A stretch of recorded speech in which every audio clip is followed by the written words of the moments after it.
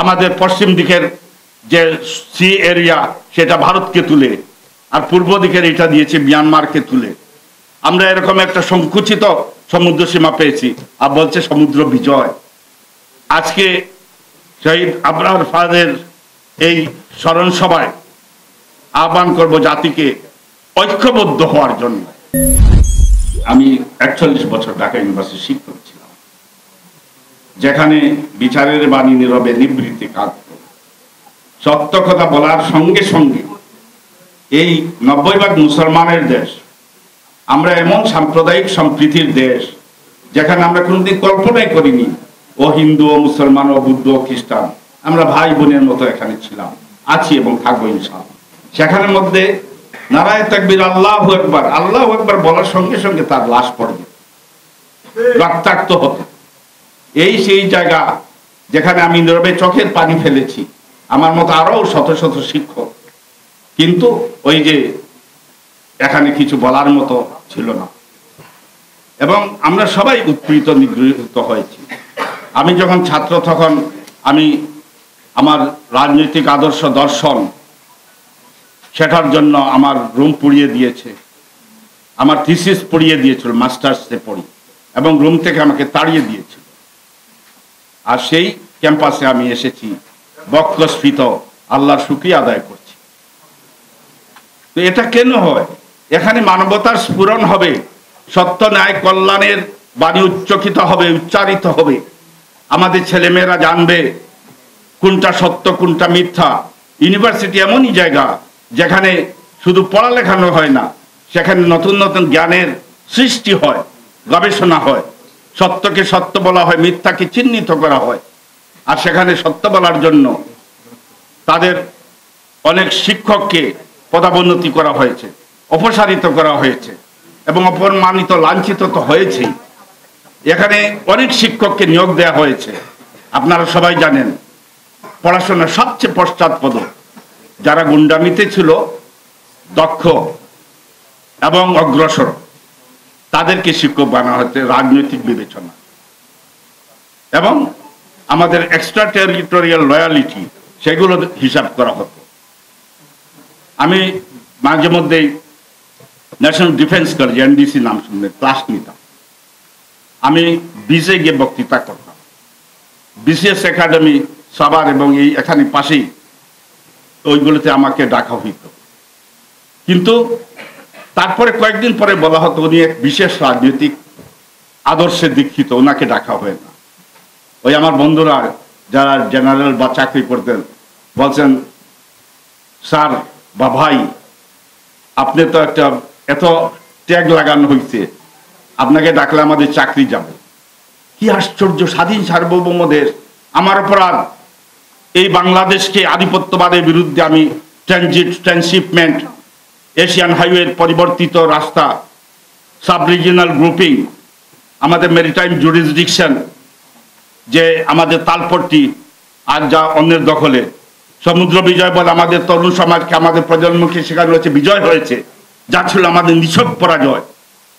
আমাদের territorial sea, exclusive economic zone, বাংলাদেশের যে সি রিসোর্সেস, ব্লু ইকোনমি বলা হয়, সেটা সংকুচিত করে হয়েছে এইগুলো যে হেগ আর জেনেভার যে ট্রিটির মাধ্যমে। কি আশ্চর্য! এদেশের সরকার নামে যারা ছিল তারাই তুলে দিয়েছে আমাদের পশ্চিম দিকের যে সি এরিয়া সেটা ভারতকে তুলে, আর পূর্ব দিকের এটা দিয়েছে মিয়ানমারকে তুলে। আমরা এরকম একটা সংকুচিত সমুদ্র সীমা পেয়েছি, আর বলছে সমুদ্র বিজয়।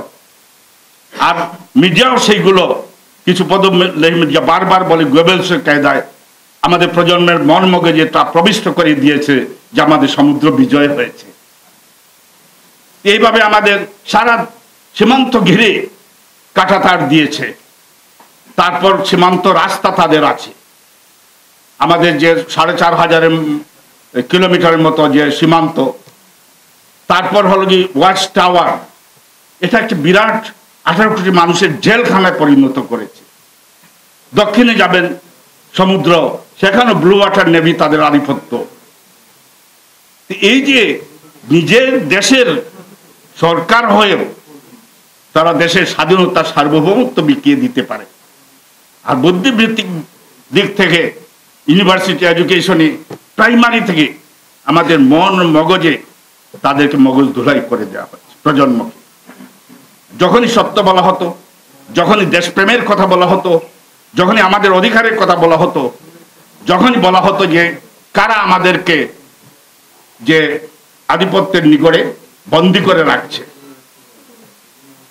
তাদেরকে বলা হতো বন্ধু রাষ্ট্র, এবং তার বিপরীতে বললে তাকে ট্যাগ দেওয়া হতো জামাত শিবির, রাজাকার। আমরা অনেকেই মুক্তিযোদ্ধার সন্তান, আমরা অনেকেই যে সরাসরি রণাঙ্গনে যুদ্ধ করেছে ৭১, কিন্তু যখনই সে তার কৃষ্টি সংস্কৃতি দেশপ্রেম দ্বারা উজ্জীবিত হয়ে সত্য কথা বলেছে, বাংলাদেশের স্বাধীনতা সার্বভৌমত্বের কথা বলেছে, তখনই তাকে ট্যাগ দেওয়া হয়েছে রাজাকার। এইভাবে জাতিকে অর্ধ শতাব্দী ঘুম পাড়িয়ে রাখা হয়েছিল। আজ তরুণ প্রজন্মের ৩৬ জুলাইয়ের বিপ্লবের মাধ্যমে জেগে উঠেছে জাতি।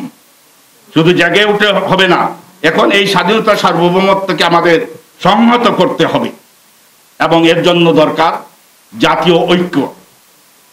আজ দেখা যাচ্ছে যে সামান্য রাজনৈতিক লোভে, ক্ষমতার লোভে আমরা বাই ঠাই হয়ে যাচ্ছি। এটা হলে আবার আমাদের সেই শকুনি গৃহিণীরা এখনো তাদের দন্তনগর এখানের মধ্যে বিস্তার করে আকাশে উড়াউড়ি করছে, তারা আবার আসবে, এবং সেই ষড়যন্ত্র এখনো চলছে। আমাদেরকে দল মত রাজনৈতিক আদর্শে এক জায়গায় যদি আমরা ঐক্যবদ্ধ হই, দেশপ্রেম, দেশের স্বার্থ, ক্ষুদ্র আমাদের এই ৫৬,০০০ বর্গ মাইলের এরিয়া, জাতি বৃহৎ ১৮-২০ কোটির জাতি, যদি আমরা একটু বিস্তৃত হই, বিভাজিত হই, নিজেদের মধ্যে বিসংবাদে জড়াই, তাহলে আমাদের স্বাধীনতা সার্বভৌমত্ব আবার বিপন্ন হয়ে উঠবে। সুতরাং আজকে শহীদ আবরার ফাহাদের এই স্মরণ সভায় আহ্বান করব জাতিকে ঐক্যবদ্ধ হওয়ার জন্য, এবং যারা এই ঐক্যকে বিনষ্ট করার প্রয়াসী হবে তাদেরকে চিহ্নিত করা। দেখা যায় যে অতি অল্প মূল্যে আমাদের রাজনীতিবিদরা বিক্রি হয়ে যায়। সুতরাং এদের ব্যাপারে সচেতন হতে হবে।